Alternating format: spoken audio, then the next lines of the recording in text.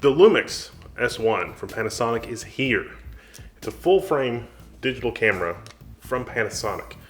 It's great, but it's got some problems on the videography side that I hope will be fixed quickly in the firmware. And no one is talking about these kind of problems, well, except me now. So I'm Wendell.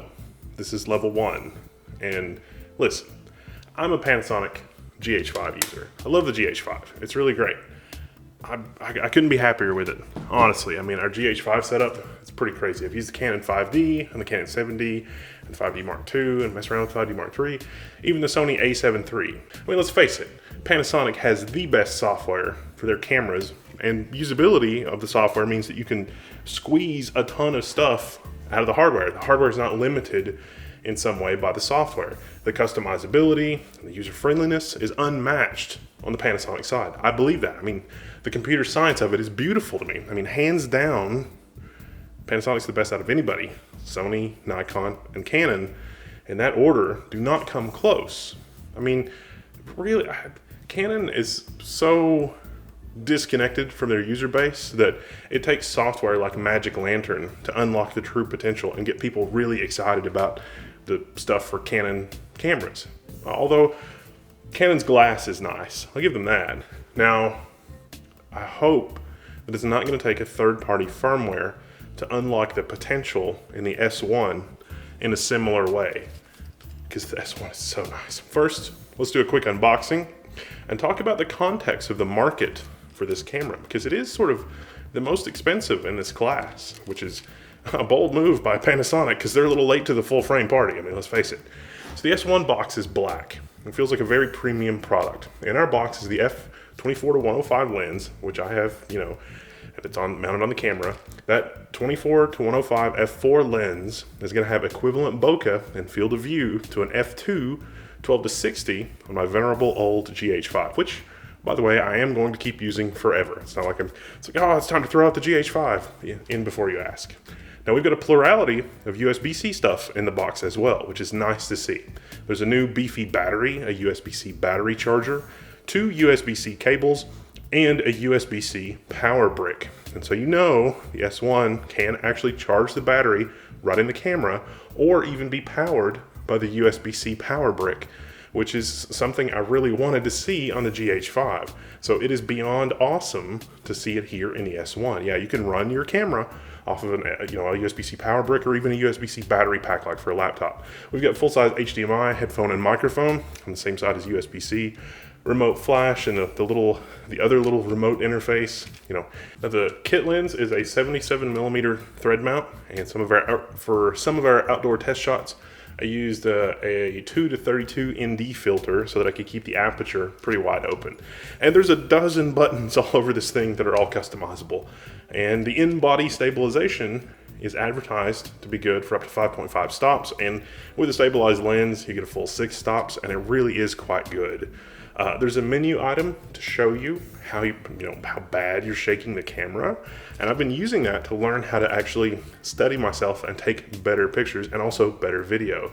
The build of the S1 reminds me of the Leica SL, both in terms of fit and finish and features, but with more of the Panasonic special sauce, the Panasonic whiz-bang features. Now, some people have complained that the screen doesn't flip out. You can't flip it all the way around the way that you can on the GH5. And while it does actually weigh less than my GH5 plus speed booster plus Sigma, I don't see myself using this as a vlogging camera. The screen is quite sturdy, even though it doesn't flip all the way around. I get sort of why Panasonic did that, because it's a pretty beefy camera. Now the Viewfinder is the future of display technology. It's so good, you can use it to make sure that the focus really is nailed. I mean, I'm not sure I can come up with words to describe how good the Viewfinder LCD is in a way that would convey to you the gravity of what I'm saying. It's that good. It is unbelievable that display technology, I mean, it looks like an SLR because it looks like you're looking at reality. Definitely best in class. So where's the but, you might be thinking? Well, there are a few. First, the autofocus system. I mean, it's the obvious one. It's like, it's Panasonic autofocus system. It's no good. Anybody in camera circles, they sort of make fun of Panasonic's autofocus system. It's contrast based as opposed to like dual pixel phase detection, other stuff. To get the most out of it, you will have to fiddle with the settings and switch between them. But the autofocus system is head and shoulders better than the GH5. But for video, I still recommend manual focus. Don't get me wrong, the autofocus is great. And I actually had a much longer explanation about autofocus. The autofocus will still hunt more than it should, even if you fiddle with the settings. Although, if you really learn how to customize it and dial it in, the autofocus system, I would say, is probably more flexible. So it's a kind of a trade-off. Let's talk for a second about 4K 60. On a lot of outlets, The Verge included, reported that this full-frame camera can do 4K 60 FPS in full frame. For video, this is untrue. Yeah. At this time, the camera can only do an APS-C readout. That means it's cropped. It's not using the full area of the sensor for anything over 4K 30. That's a bummer. This camera can't even do 4K 60 uncropped output on the HDMI. And Panasonic's press release is very carefully worded around this, because I was like, I'm sure that the press release said 4K 60, and you go back and it's like, no, maybe in a firmware update. There's also some firmware bugs and baffling choices. So let's talk about that for a second. So it can do full HD for high frame rate shooting at 180 FPS, which is awesome, but in an APS-C area, not full frame. Okay, what about full frame? Well, it's going to top out at 150 FPS for full HD. Now, 4K 60 high frame rate shooting is again available, but it's going to be an APS-C crop, as is 4K at 48 FPS. It records at 24, but plays back at 48. Even more bafflingly, when you're in the high-speed modes, ISO and aperture are locked. You can't change them. Yeah, what? Well, it gets dumber. You can go in the menus and you can set the upper and lower video ISO menu option, and that is honored in the high-speed shooting mode, even if it's just one ISO value for both the upper and the lower setting, because it's sort of a range that you set.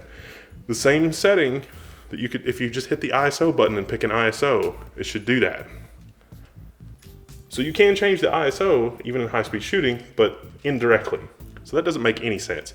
And the aperture is just locked. There's no way to change that I've been able to find.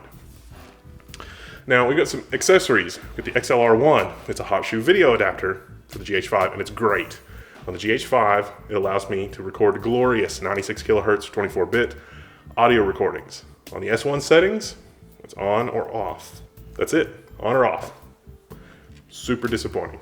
All the little tweaks and settings that are offered on the GH5, things like anamorphic shooting, nowhere to be found on the S1. There's practically no video settings on the S1 that are as awesome as the video stuff on the GH5. A lot of places have reported that 10-bit shooting is out. You gotta wait for the firmware update.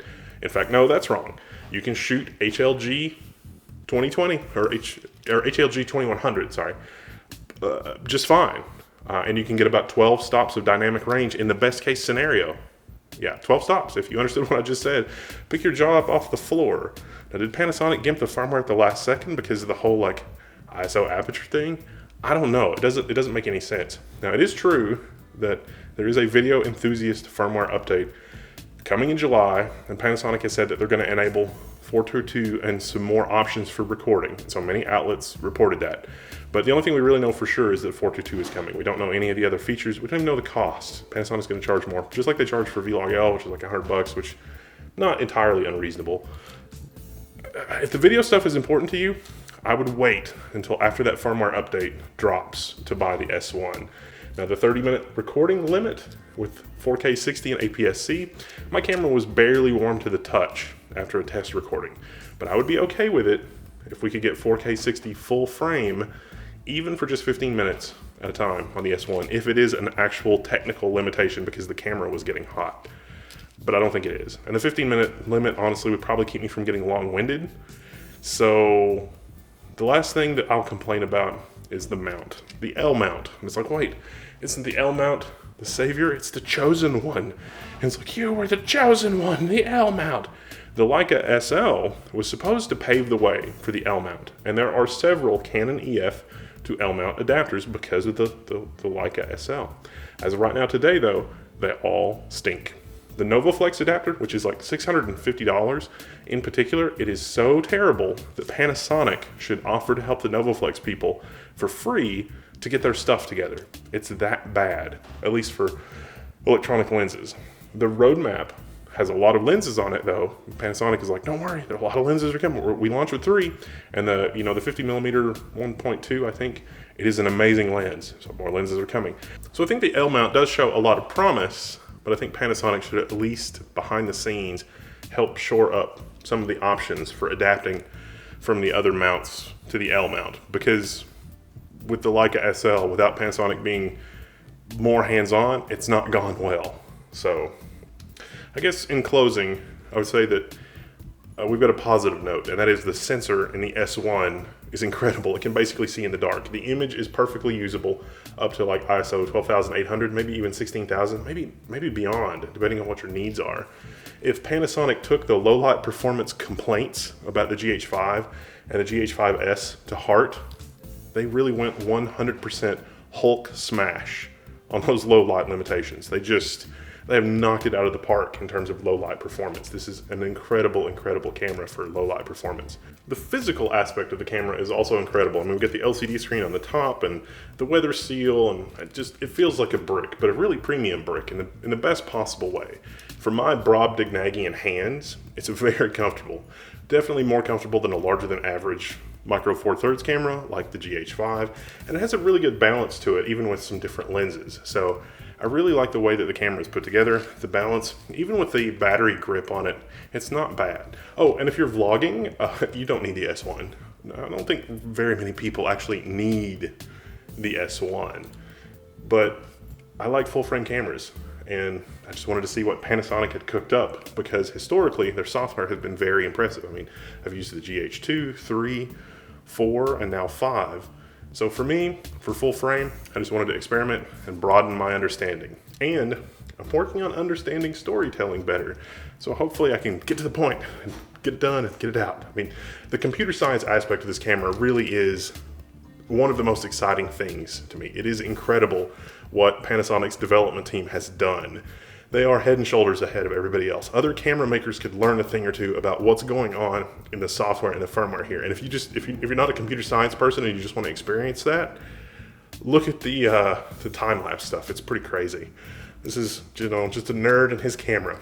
I'm Wendell. This is level 1. If you have anything to add to the discussion, join us in the forums and share tips and techniques and hacked camera settings in the settings file to unlock features.